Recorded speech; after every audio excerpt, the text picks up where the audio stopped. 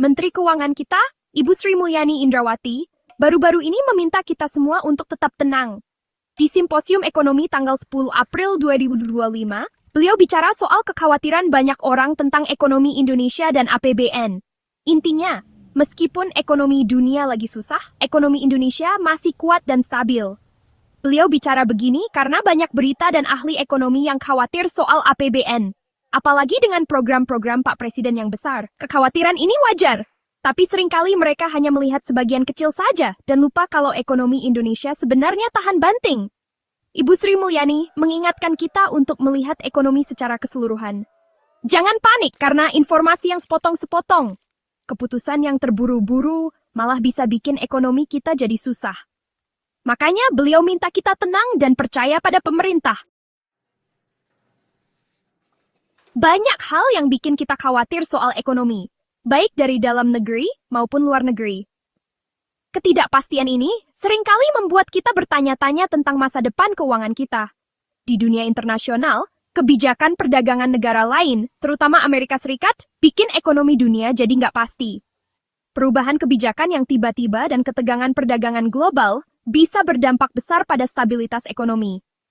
Kebijakan perdagangan Amerika Serikat, meskipun tujuannya melindungi industri mereka sendiri, malah bikin perdagangan dunia jadi kacau dan berpengaruh ke banyak negara, termasuk Indonesia.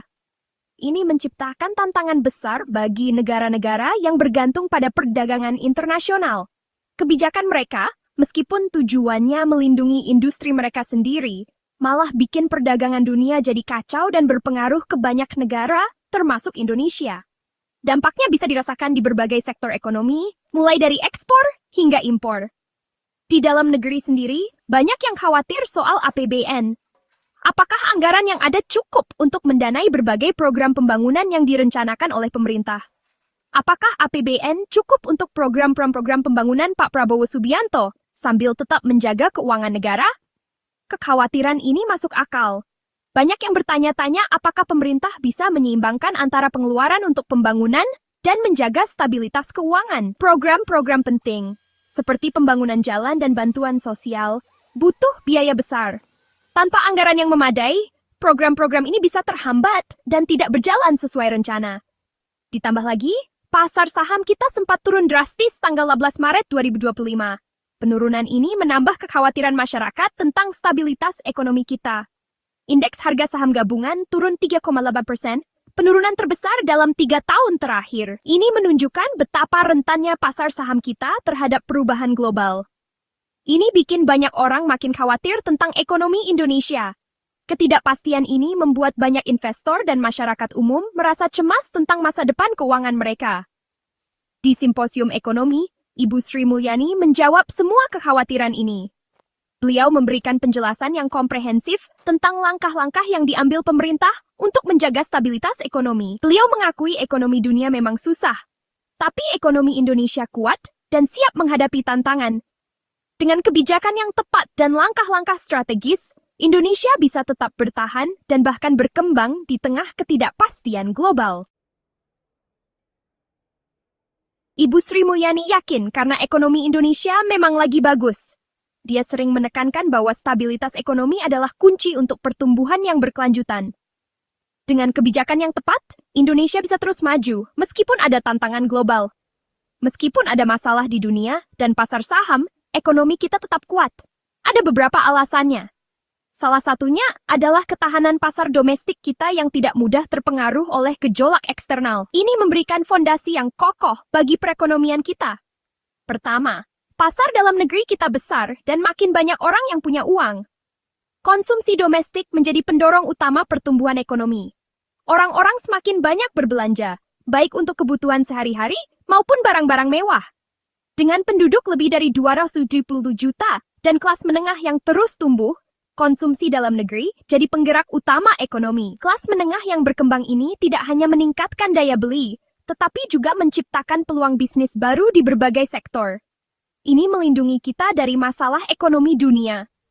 Ketika negara lain mengalami resesi atau krisis, ekonomi Indonesia tetap bisa bertahan karena ketergantungan kita yang lebih rendah pada pasar internasional. Kedua, ekonomi Indonesia makin beragam. Diversifikasi ini membuat kita lebih tahan terhadap fluktuasi di satu sektor tertentu. Sektor-sektor seperti manufaktur, jasa, dan teknologi informasi berkembang pesat, memberikan kontribusi signifikan terhadap PDB. Meskipun pertanian dan tambang masih penting, industri, jasa, dan ekonomi digital juga berkembang pesat. Sektor teknologi, khususnya, telah melihat pertumbuhan yang luar biasa dengan banyak startup dan perusahaan teknologi besar yang bermunculan. Ini bikin Indonesia nggak terlalu bergantung pada harga bahan mentah yang naik turun. Ketika harga komoditas global berfluktuasi, ekonomi kita tetap stabil karena kontribusi dari sektor-sektor lain yang lebih stabil. Ketiga, pemerintah pintar mengelola ekonomi. Kebijakan fiskal dan moneter yang bijak telah membantu menjaga stabilitas ekonomi. Pemerintah juga aktif dalam menarik investasi asing yang membantu menciptakan lapangan kerja dan meningkatkan infrastruktur. Kebijakan yang bijak dan Bank Indonesia yang sigap menjaga agar harga-harga tetap stabil dan nilai tukar rupiah terkendali. Ini memberikan kepercayaan kepada investor dan masyarakat bahwa ekonomi kita dikelola dengan baik. Ini bikin ekonomi kita tumbuh dengan baik. Dengan kombinasi dari pasar domestik yang kuat, diversifikasi ekonomi, dan kebijakan pemerintah yang efektif, Indonesia berada di jalur yang tepat untuk mencapai pertumbuhan ekonomi yang berkelanjutan dan inklusif. Bagian 4, mengendalikan keuangan negara, pengelolaan APBN yang bijaksana. Ibu Sri Mulyani menjelaskan strategi pemerintah dalam mengelola APBN. Pemerintah ingin ekonomi tumbuh, tapi keuangan negara tetap sehat. APBN itu bukan cuma dokumen, tapi alat yang dipakai untuk menghadapi berbagai tantangan ekonomi. Strateginya adalah menyeimbangkan program pembangunan Pak Prabowo dengan kesehatan keuangan negara dalam jangka panjang. Caranya dengan meningkatkan pendapatan negara, menghemat pengeluaran, dan mengelola utang dengan hati-hati. Untuk pendapatan, pemerintah berusaha meningkatkan penerimaan pajak dan memperluas sumber pajak. Ini termasuk memperbaiki cara bayar pajak, menyederhanakan administrasi pajak, dan mencari sumber pajak baru, supaya pemerintah punya cukup uang untuk program pembangunan. Bagian 5, APBN yang lebih sehat, penerimaan pajak yang lebih baik, dan pengendalian defisit.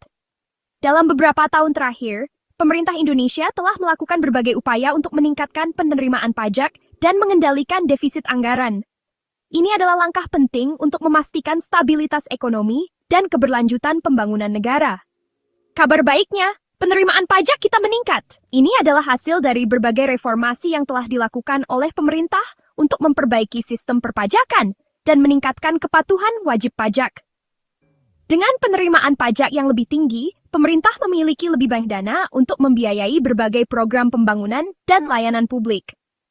Ibu Sri Mulyani bilang, penerimaan pajak bulan Maret 2025 menunjukkan tren positif dan ini bagus untuk APBN. Peningkatan penerimaan pajak ini tidak hanya membantu mengurangi defisit anggaran, tetapi juga memberikan sinyal positif kepada investor dan pelaku ekonomi tentang stabilitas ekonomi Indonesia. Peningkatan ini karena pemerintah terus berusaha memperbaiki administrasi dan kepatuhan pajak. Berbagai inisiatif telah diluncurkan untuk mempermudah proses pembayaran pajak dan meningkatkan transparansi. Selain itu, edukasi kepada masyarakat tentang pentingnya membayar pajak juga terus digalakkan. Meskipun begitu, Indonesia seperti banyak negara lain masih punya defisit anggaran. Defisit ini terjadi karena pengeluaran pemerintah yang lebih besar daripada penerimaan. Namun, penting untuk diingat bahwa defisit anggaran tidak selalu berarti sesuatu yang negatif.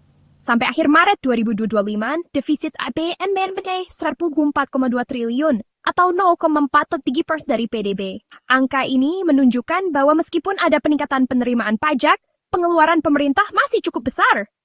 Namun, defisit ini masih dalam batas yang dapat diterima dan dikelola dengan baik. Defisit memang bikin khawatir, tapi tidak semua defisit itu buruk. Dalam beberapa situasi, defisit anggaran bisa menjadi alat yang efektif untuk mendorong pertumbuhan ekonomi.